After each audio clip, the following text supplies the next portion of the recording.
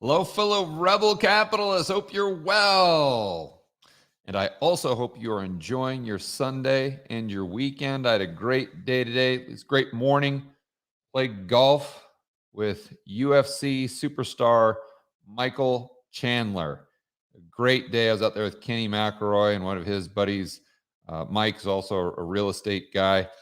And just a really fun day on the links. And if you're a UFC fan like I am, make sure you support Michael because he's just a great guy, super, super cool dude, and just a person you'd really want to root for, really down to earth. Okay, let's. One thing I wanted to go over, make sure, guys, you got your tickets to Rebel Capitalist Live. That is Miami, June 24th through the 26th. It's going to be absolutely amazing. You can get your tickets at rebelcapitalistlive.com. It's not just about the speakers. It's about networking and hanging out with your fellow rebel capitalists in a time when we are going into potentially a recession, when the Fed is trying to talk down the stock market, when there are geopolitical risks. And if there's ever a time when you should be paying attention to your portfolio and educating yourself and being cognizant of the world around you and trying to improve your network and your community, it's definitely right now. I was having dinner last night, and I was had with a couple gentlemen, and they were talking about. They asked me if I ever thought when I was growing up, like in the, I was 15 in the late 80s or early 90s, something like that, that the United States would ever look like it does right now. And my response was, I didn't think the United States would look like it does right now in 2015, let alone when I was 15. I didn't think it'd look like it is. I never thought it would look like it looks today in 2019, for heaven's sakes.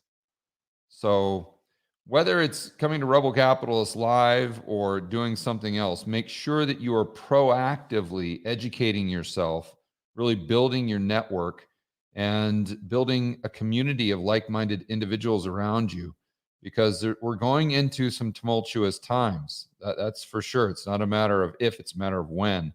And that's how you're not only going to survive, but really thrive. The one good thing about going into deleveraging, if you want to use Chris Cole's term, whether that's a deflationary deleveraging, an inflationary deleveraging, is it creates a tremendous amount of opportunities. Where there are crises, there are also opportunities.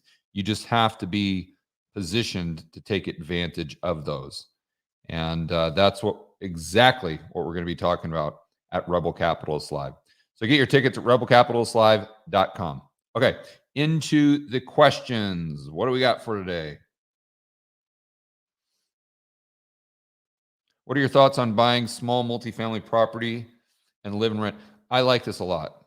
I really like this. I understand that real estate's in a bubble. I've said that till I'm blue in the face. And I don't like buying things when they are expensive. I like buying things when they are cheap.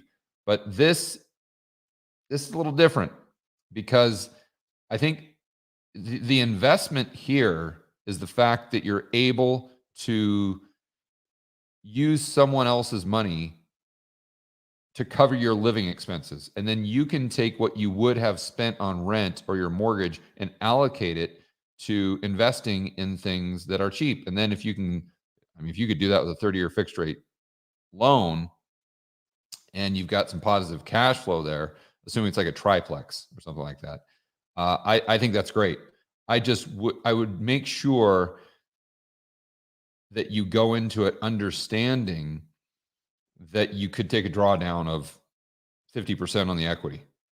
And assuming you're okay with that and everything else pencils out, then I would definitely consider it. But you got to make sure that you're considering the 30-year fixed rate debt and the purchasing power that you'll most likely gain having that on your balance sheet. And then you've got to take into consideration all the money you'll be able to allocate that you're not spending on rent. Most people don't know this, but usually your biggest cost outside of taxes and getting a divorce, but your biggest cost or expense is putting a roof over your head. So if you could just take that money and save it and invest it, I mean, assuming you're a young guy, let's say you're 30 years old, by the time you get to 50, that's a good chunk of change. And then your renters basically have purchased the property for you.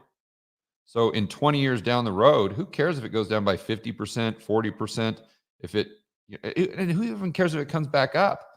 Doesn't even matter. It's like owning a McDonald's, because now all of a sudden you've got the cash flow. And if you've got that cash flow coming in, you own the property outright, let's say in 20 or 30 years. And now all of a sudden it's just a stream of income you never want to sell. So who cares what's happening to the nominal price? I think it's a very, especially for a young person, I think this is probably the smartest financial decision they could make is buy a triplex, live in one unit, rent out the other two. But just make sure you're using fixed rate debt. Make sure you got positive cash flow. Make sure it's not in a bad neighborhood. Make sure it's in a good neighborhood, good school district. And then, I can't give you any investment advice, but if I was talking, if 49-year-old Georgeammon was talking to 22-year-old Georgeammon, that's exactly what I'd tell myself. George, you mentioned using Watchlist as monitor commodities. What Watchlist tools? Oh, I don't, just a piece of paper. That's about as technical as I get. Just my head and just my notepad. And I've got some in my phone basically that I just save, but really this notepad, actually, I always use these legal pads. So all my whiteboard videos and all this stuff and everything I'm talking about, it's always on a pad like this. But as far as that watch list, pretty much in my head and just some notes I've got on my phone. I always use that note thing. It's actually, I'm sure you guys are going to laugh at me because it's about as technical as I get. But this note thing right here, that note app, and for me, this is very, very useful. Because if I'm hiking, if I'm out, even on the golf course, or if I'm out by myself thinking, if I'm jogging, if I'm at the gym, or if I'm up hiking Squaw Peak, which is something I like to do often when I'm in Phoenix, I'll have an idea come into my head. And before I forget, I just go right to the notes and do like a voice memo on the notes. And I've just got a list of all these things. And then when I get a little time, I'll go through that list and just read the voice notes that haven't written down, but I've told myself, and that's a great source for whiteboard videos. I'm doing a presentation at Kenny's event this weekend, Limitless. So it's always just jotting down ideas. That's probably the best little tool that I have, and not that it's techie. I'm sure every single person on the live stream right now has that, but maybe you don't utilize it like that, where you're just jogging or something and just tell yourself something, let it go, and then just go over it maybe once every 2 weeks. What do I think about synthetic CDOs and the fact there is hundreds of billions now betting on corporate defaults? Well, I think it's a sign of the times. I think, really, I go even more macro than that. I look at the Eurodollar system, and it definitely broke in 2007. It's never been fixed. I've gone over this in a couple live streams lately, where you just look at the bank reserves on the Fed's balance sheet, and it's obvious. 1987, you had 60 billion in reserves. 2007, you had 40. So a decrease of 20 billion between 1987 and 2007. And then right after QE goes straight to 3 trillion. We're up over 4 trillion. And basically what happened is the Fed's balance sheet picked up the slack for the Eurodollar system breaking. But It, of course, doesn't function nearly as well or efficiently as the Eurodollar system did when it was running on all 8 cylinders. And this is why you see global economic growth declining. And what I'm getting at here too is that a lot of the derivatives and basically the bank's balance sheets are, let's see, dependent. I think that's the best word, on collateral. And now they don't really they have the mortgage-backed security collateral, but no one really likes to use it. They use T-bills. So it puts you into this weird position where if the Fed's doing quantitative easing to prop up the markets, they're taking collateral out of the system. If interest rates go up, that decreases the amount of collateral in the system, not the number of units, but the price of those units. Therefore, you need more of the units for the same liquidity needs. And with our economy, we need that liquidity growing, unfortunately. So I think it all ties in together. But yeah, I think that's a great thing to point out. I think it's kind of a canary in the coal mine, if you will, indicating that there's a lot of bets with smart money for the economy going through some tough times. And I would also add to this the options on Eurodollar futures, where they're predicting the Fed will take rates negative, not just lower rates, but take rates negative. The price on those has really spiked, and that would be consistent with what you're pointing out here.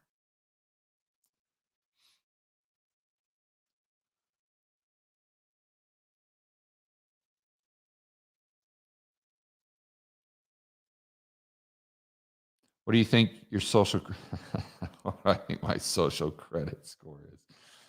Oh, what's the lowest score possible? I mean, what do you think do you think you ever think about this will affect you in the future?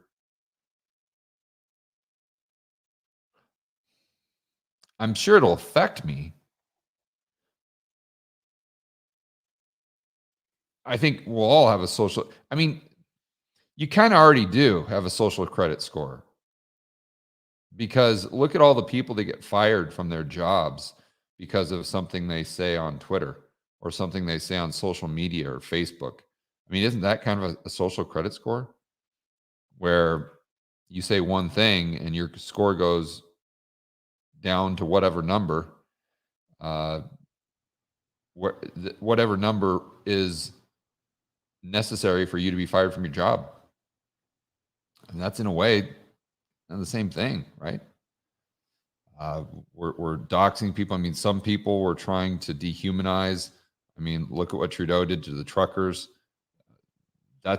What's the difference between that and a social credit score? Saying, oh, you're doing something I don't like, and therefore we're just going to seize your bank account, or we're going to freeze your bank account. Okay, well, would it be any different if they just had a score and Trudeau said, okay, well, I'm giving you 10 demerits on your score. You go from a 10 to a 0. And whoever has a 0, we freeze their bank account. I mean, it's kind of the same thing. So I think it'll affect me, but I don't think it will really impact my life. That's probably a better way of saying it. And it's very sad, because in the future, in my opinion, it's going to be, and I hate to even say it, but the rich, the people who have financial resources, are the ones that are going to have the most freedom. Terrible. But you're just going to be able to buy your way out of the insanity. And I don't have a lot of money, but I was able to retire at the age of 38 years old and not have to worry about working again. And I have resources to where I can, I mean, the cerveza sickness was a great example. Most of you know I got locked down in Colombia. I wanted nothing to do with that. So I got a humanitarian flight out, went to Fort Lauderdale, and I just kind of text a lot of friends and tried to find someplace that was normal. And I was able to find St. Bart's, And so I went to St. Bart's for probably 2 or 3 months. Most people wouldn't be able to do that.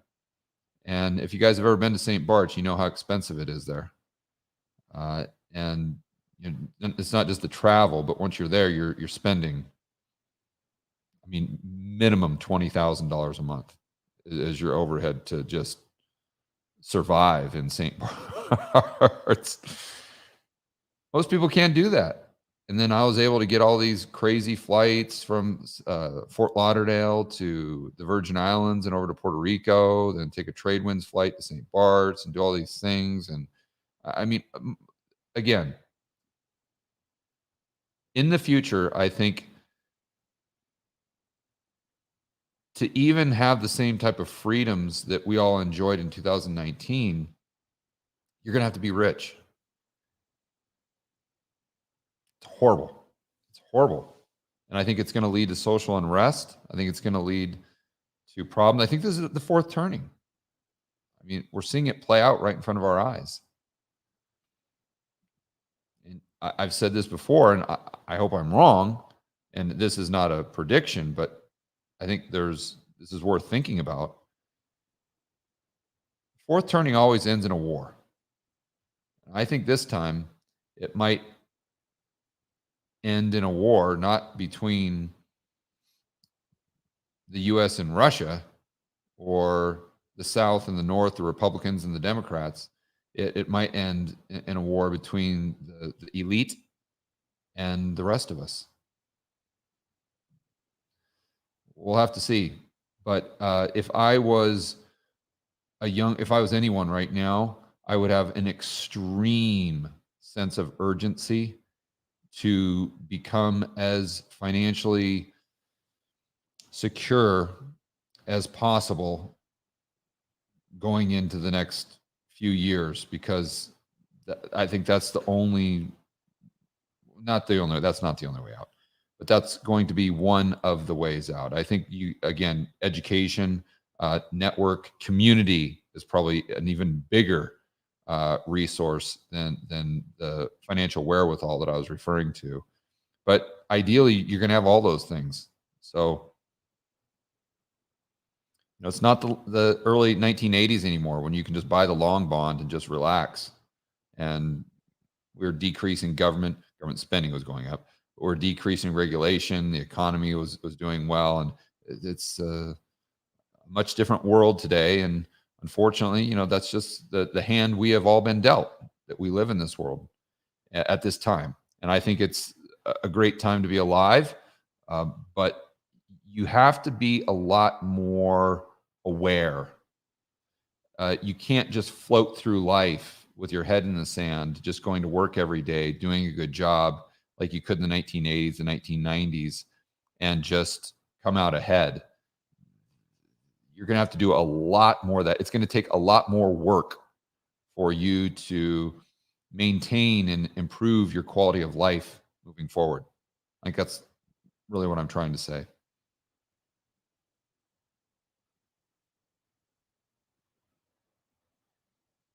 Why don't you mention, folks, your other channel, More Georgeammon?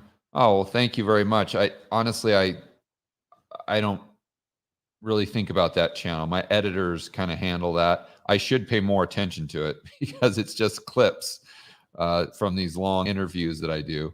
And I think that's one of my objectives for the end of, or going into the latter parts of 2022, is to pay more attention to that. Because I think those long interviews are great, but if I could break them down by topic, that would be, a lot of people would prefer consuming the content that way. So definitely on the to-do list. Thank you for bringing that up.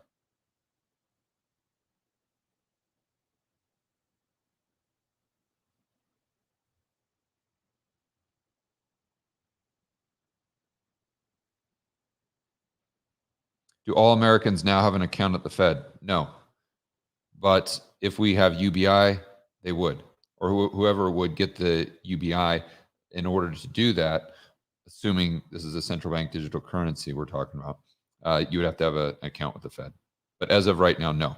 No one has an account with the Fed other than the big banks, of course, and Fannie Freddie,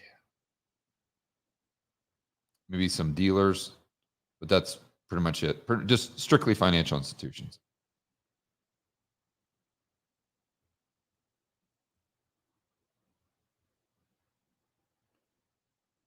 Do you think we are in more of a crash in transactions than prices in real estate? That's an interesting concept. So the amount of transactions are going to plummet, but prices, I don't know. There's that's a good question. I could see where we would run into. I could see how that would play out, Keith, because we're getting to a point where homes are just unaffordable for more and more and more people, especially if we have mortgage rates going up. And I've actually gone on a whiteboard video. You guys might have seen it. I outlined how mortgage rates could actually go up even if the Fed is lowering rates or let's just say pausing. Mortgage rates can still go up, especially if the Fed is not buying them. If they're not buying those mortgage backed securities and those mortgages have to be absorbed by the private sector, you could see rates go from what are they now in the 30-year fix? Maybe 5.2. I mean, you could see 6, 7, 8, easy, easy, easy, easy. And how on earth are these kids that are just saddled with student loan debt going to be able to afford a house with these astronomical prices and 8% mortgage rates if that comes to fruition? And again, even if the Fed isn't raising rates, there's still a path where rates can get that high if all those mortgages are absorbed by the private sector. So that definitely reduces transactions for sure. And you say, well, nominal prices come down. I don't know. It depends on the supply. If no one's selling, I mean, take it to an extreme. Let's just say that there's 500,000 homes for sale at any given time in the United States. We have about 100 million 150 million homes as far as total housing stock. I mean, if no one's selling, what happens if there's 10 houses that are for sale? Just taking it to an extreme. Well, if there's no one selling, no transactions, that's going to crash, but that doesn't necessarily mean that prices come down. So there's a lot of dynamics in there.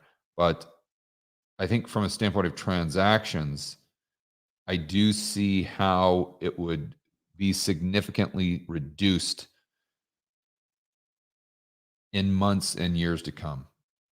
Now, then you got to ask yourself, if interest rates if the 10-year is at 6 or 7%, now are all these private equity funds selling? Because that could bring some supply, that could potentially bring prices down where the number of transactions increase. A lot of variables right now in the housing market.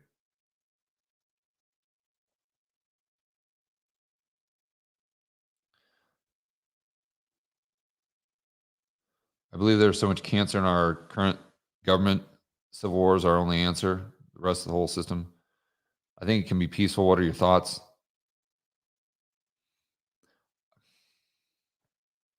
I mean, I don't know that the politicians we have now are any worse or better than they ever. I mean, politicians have always been terrible. I mean, look at Woodrow Wilson, for heaven's sakes. I mean, the guy was a eugenicist. Can we get any worse than that? Look at FDR. Can you get any worse than FDR? I guess Biden, from a cognitive standpoint, maybe an ethical standpoint, maybe they had better ethics back then as far as FDR, but as far as his policies, just as bad as Biden. I mean, they're terrible. I think you can definitely have a new system. You can definitely get to a better place. We can definitely improve the economy and society at large without a civil war. That said, when you're going into a fourth turning, the probability is high that it ends in war. Doesn't necessarily have to be a civil war. I honestly, I don't. I see a way that it could be peaceful. I just don't know how to give you any odds. I don't know how to say, okay, the probabilities of X, Y, and Z, or this, and this, so you can use that to make better decisions. I think everything's on the table right now. There are things in 2019 that even me, I never would have considered. But after the cerveza sickness and the global lockdowns and these politicians and global elite just basically locking you in a cage for 6 months, sometimes longer.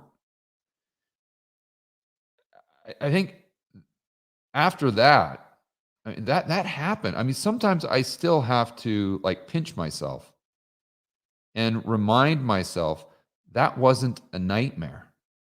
That actually happened. So if that can happen, who's to say that a civil war can't? When in 2019 you said, "Oh, there's no way. There's no way." You know, 0.000001% probability. Now, I don't think that Klaus being a reptilian is a low probability. I think everything's on the table now. Just give me your conspiracy theories. Yeah, let's go over all of them. But exactly what I was talking about at the beginning of the live stream. How we've got to hope for the best, but prepare for the worst. And I think now more than ever, you got to have a plan B, for heaven's sakes. And you've got to build up that community. You've got to educate yourself. You've got to open your eyes. You've got to take that economic red pill, if you will, and try to get as many people as you can around you to do the same. Because the good news, Peter, is we have the power to affect change. If you look at how the Soviet Union came down, it was from people just standing up and pushing back that were sick and tired of it. They were fed up. And you get one person going out to the street and protesting, that turns into 100, that turns into 1,000, that turns into 10,000, that turns into 100,000. And then the dictator comes out and starts having his police shoot everybody. And instead of people going back to their houses in fear, it just provokes more people. And they come out and protest to get to a point where it's completely unmanageable. Because at the end of the day, there are far more of us than there is of them. We always have to remember that. Far more. You know, and I was using the specific example of Romania, where that happened. You know, just a few people go out, then bigger protest, bigger protest, bigger protest.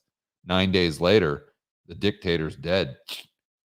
They just took him in the back and shot him.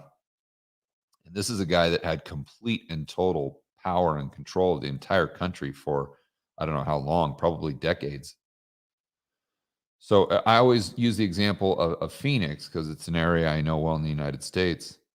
You go back to the cerveza sickness, and you know, people talk about how important gun laws are or owning a gun, and I completely agree.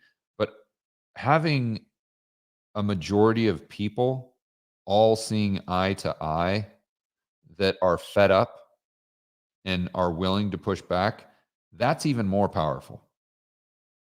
Because if we go back to 2020 and the lockdowns, if you had had 1,000 people in Phoenix, there's about 4 million people here. If you had 1,000 people go out with their guns and say, no, no, no, no, no, government, you've gone too far. We're not going to take this. They would have gotten destroyed. The army would have gone out there and they would have been completely wiped out. Done. But if, let's say, 3 million of the 4 million people without guns, no guns, would have gone outside and said, no, we're not playing by your rules. You have gone too far. We are not going to lock ourselves in a cage. We're going to go outside. We're going to open our business. We're going to go to the gym. I'm going to walk my dog. And if any of you police or military or government officials want to stand in my way, you're going to have to deal with 3 million people out on the streets protesting, which would have created change faster. Obviously, it's the 3 million people compared to a group of people with guns to defend themselves against a tyrannical government. So at the end of the day, we have the power to stop this. It's up to us. And that's encouraging. We just have to make sure that enough people's eyes are open to what is happening. And I think, you let the truth give it some sunshine, and enough people will put their foot down and hopefully get us off this road to serfdom. And on the Rebel Capitalist channel, I've been doing a few videos lately, and I've been really encouraged regarding the number of people that are kind of in the mainstream, or more so in the mainstream, but have these huge audiences that are now really, really pushing back against the global elite, Klaus, the World Economic Forum, the IMF, the WHO, all of these groups that, as Rebel Capitalists, we've been talking about for a long, long time. Now you've got people like Joe Rogan talking about it. You've got people like Russell Brand talking about it. You've got Ben Shapiro coming out and talking about it. That's great news. That is very encouraging if you're someone that values freedom, liberty, and free market capitalism. It's not just us, everyone's calling us a tinfoil hatter, like back in 2019 and the beginning of 2020. Now the tinfoil hatters have gone mainstream, if you will. And I can only do so much. But when you get people, again, like Shapiro, Russell Brand, Rogan, talking about these things that are immensely important, it just opens up the masses' eyes, and it allows us to leverage the power of numbers. And so this is the kind of the balancing act, right? Are we going to win? Are they going to win? It depends on how much, it depends on the efforts of the people that are in the alternative media space. And it depends on people's willingness to take action. We'll see. But I think there's a lot of room for optimism, even though the underlying fundamentals are extremely poor. And even though we're going into what will most likely be a very tumultuous time as a result of fourth turning, or however you want to look at it, debt deleveraging. Those things usually don't end well. But again, I want to be very, very clear. Crisis situation always offers up a tremendous amount of opportunity for those who are prepared.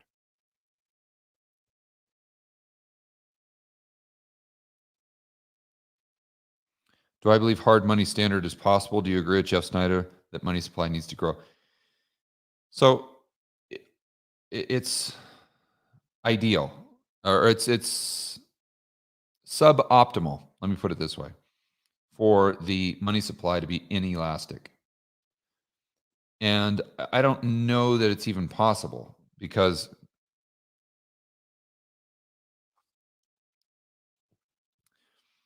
even if you're on a Bitcoin standard, they're going to grow the money supply. You got it. So let's back up here a moment, because I know a lot of Bitcoiners say, oh, well, all we need to do is be on a Bitcoin standard and we're good to go. You can't grow the money supply there, George. I said, well, yeah, you can. You can have fractional reserve banking with that. Why couldn't they create IOUs for Bitcoin? Oh, well, they're never going to do that, because the world is going to wake up to the downside of fractional reserve banking. The world's going to wake up and they're going to value sound money once again. And Bitcoin is going to be our savior. So we're never, ever, ever going to do that fractional reserve banking, because we have Bitcoin now. And The world's changed. It's opened up people's eyes.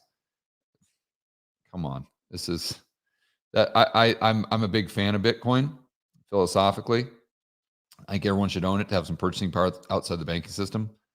I wouldn't buy now. I'd wait till some more panic. Long term, bullish on the price. But as far as Bitcoin changing human nature, forget about it. Forget it. And let's go back to 1944 in Bretton Woods. How did we get the Eurodollar system? Why was the Eurodollar system created? Because they couldn't expand the money supply fast enough for these economies to grow on all 8 cylinders. So what do you get? You get the Eurodollar system. Now, was that planned? Did the central planners give that their stamp of approval? No. Nope. It just sprung up because there was a need for additional capital denominated in dollars. So the bank said, okay, we'll make it happen. And everyone started accepting it as though it was good as gold. And as long as you accept it, I accept it. That's all we really need. So why should we expect the same system wouldn't sprout up if Bitcoin was base money? Of course it would.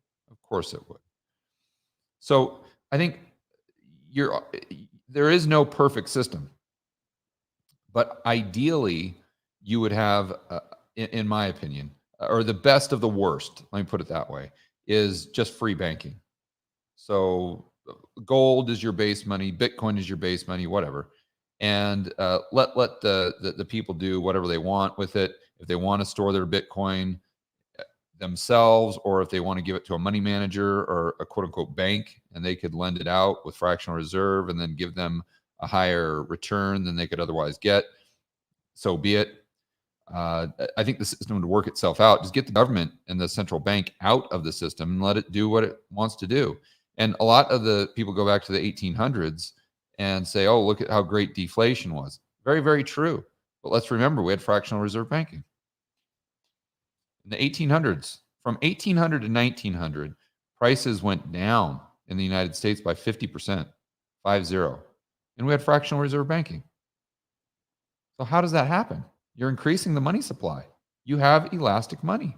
So how? How do we have deflation? Because you get the government out of it. You don't do bailouts. The banks who are creating the additional dollars are having to keep those loans on their balance sheet. Therefore, they are incentivized to lend productively. Imagine that. What a system, right? So if they're lending productively, they're lending not exclusively for people to buy houses and cars and credit cards and go on vacation. No. The most of their lending is for businesses to produce more stuff. And if businesses are producing more stuff, then the amount of goods and services are increasing at a rate faster than the increase of money supply. You have prices go down. So this is, in my opinion, because there's a lot of downside to having a set number of currency units. I mean, that would be, boy, you want to talk about stunting global growth. That would definitely do it. Now you'd eliminate the business cycle. So it's definitely a cost benefit analysis for sure. But there is no perfect system. I think the best that we have as imperfect human beings in an imperfect world is where you've got a solid base money like gold or maybe Bitcoin, and then you just let the free market work.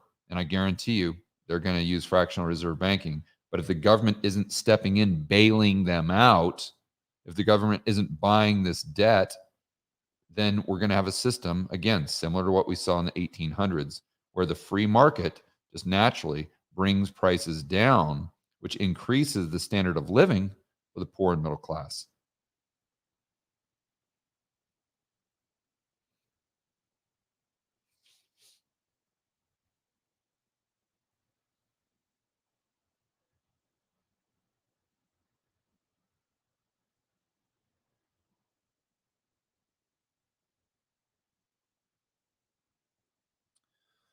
Let's see. This person talking about a personal conversation. No, unfortunately, I used to do, or I've done a couple of the consultations, and I just don't have the time to do that anymore. So I apologize. Have you ever dabbled in the tax lien or dabbled in back tax or lien property? Yeah. So Rick, that's the very first thing that I did when I got into real estate investing is I bought properties that were foreclosed on by the city. I think the city is who did it. Yeah. So, or maybe it was the county. Now, it was either the city or the county. And where I was doing business, this was in Kansas City on the Missouri side. So each little municipality would, if someone was like 3 years late on their taxes, they'd foreclose on them, basically.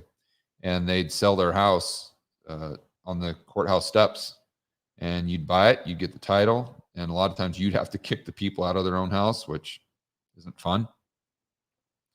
But yeah, that's in fact the very first homes I purchased were homes from the local government that had where they foreclosed. This was 2012. In fact, August of 2012. The very first. I'd never owned a house in my life ever, not as a property, not as someplace to live.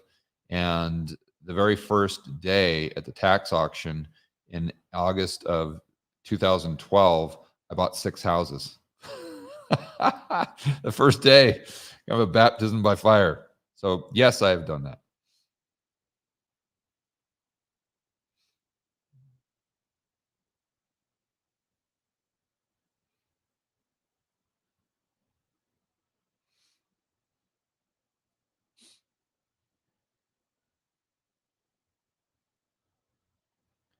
All right, guys, if you have a question, make sure that you are putting that right at the top because I try to scroll through this feed and sometimes, oh, here we go. Here's another one. Where outside of the U.S. are you looking to invest in real estate? I know you mentioned Montenegro, Colombia. Okay, so I'm not putting any more money to work in Colombia. I don't know if they had the election the other day with that crazy guy. I know he is in the lead, and I don't like that. I don't. I love Colombia. I mean, I'm always going to spend time there, but I prefer to spend time there as a tourist. And I have a lot of money in Colombia, so I don't want to put any more money to work there. I'm fine with what I have. Other countries would be Turkey. Not pulling the trigger yet. I'm waiting for a catalyst, like Jim Rogers. I know the prices have gone up even in dollar terms quite significantly, but that's a place that's on my watch list. Dubai, another place on my watch list. Those prices got pretty cheap. I know they've come up a lot over the last year, but I could be bullish. I mean, I need to go there and do some boots on the ground research.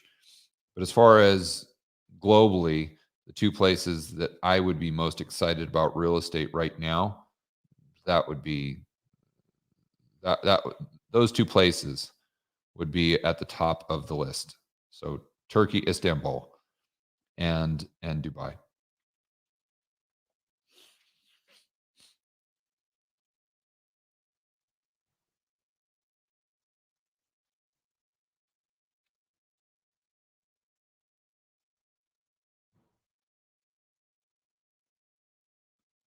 What happened to the economy if the Fed sold off its balance sheet while keeping interest rates low?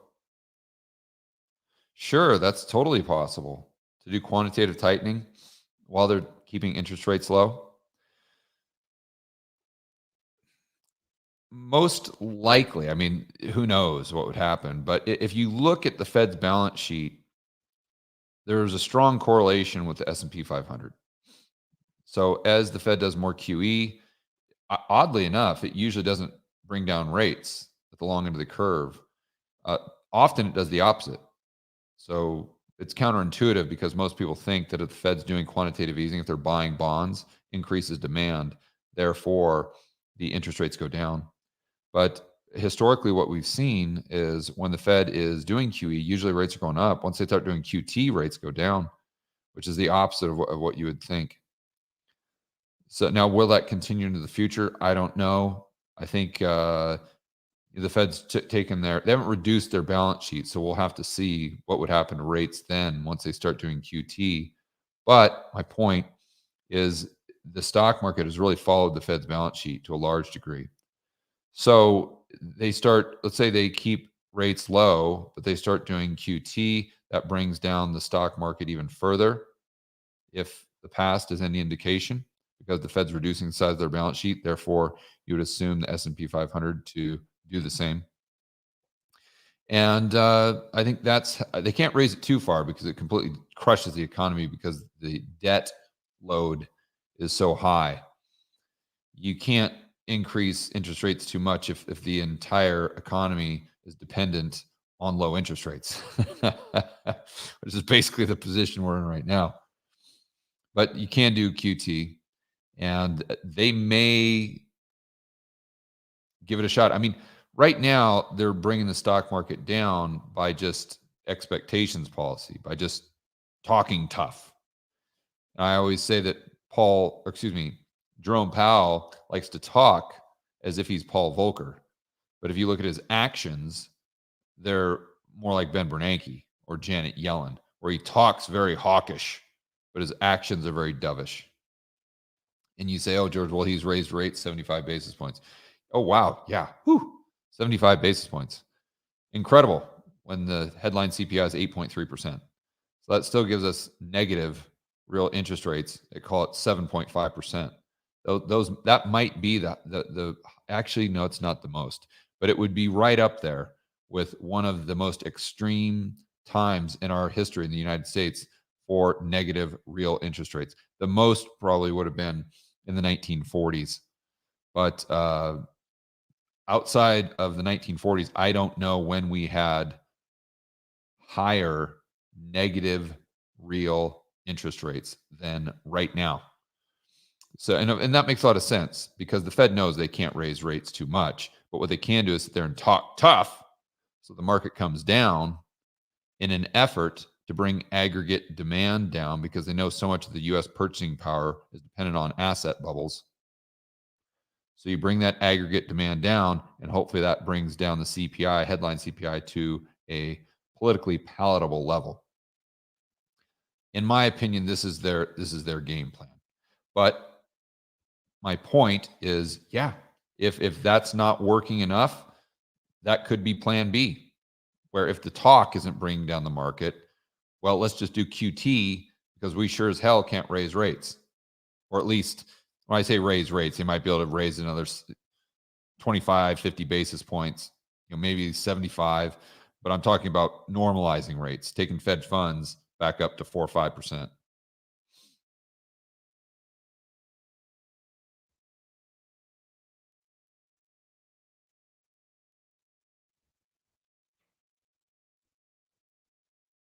Is there any light at the end of the tunnel?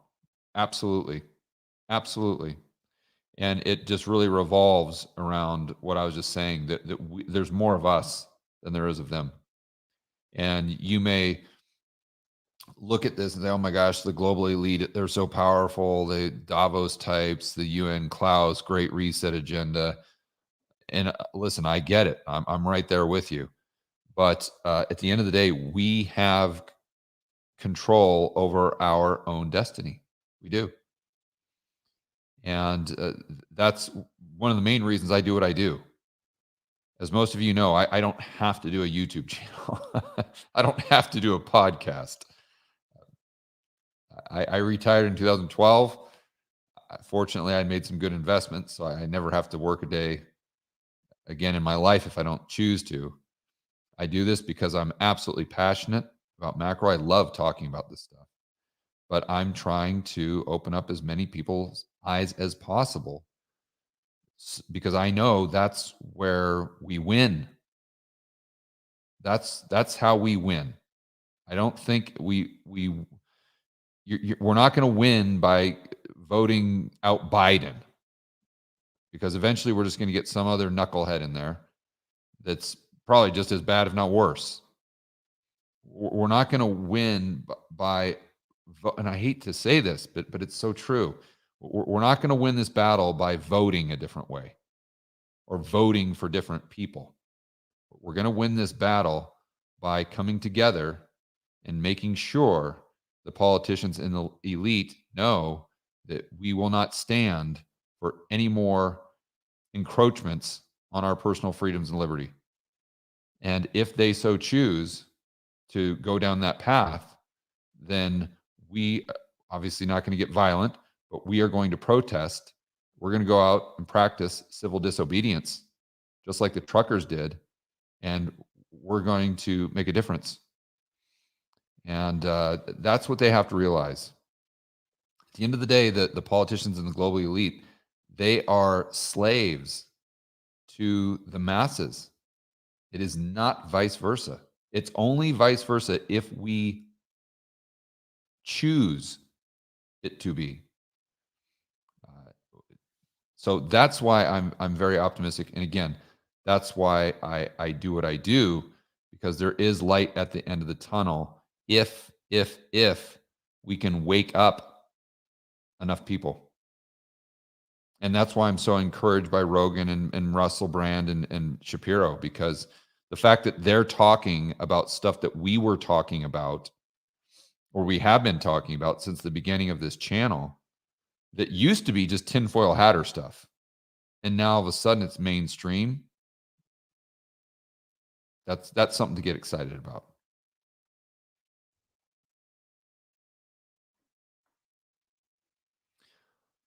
All right, guys, I'm going to head over to a meeting with our mastermind group, the collective, and just want to remind everyone, if you're in Phoenix, or if you don't know, Ken McElroy is doing a limitless event, Financial Freedom.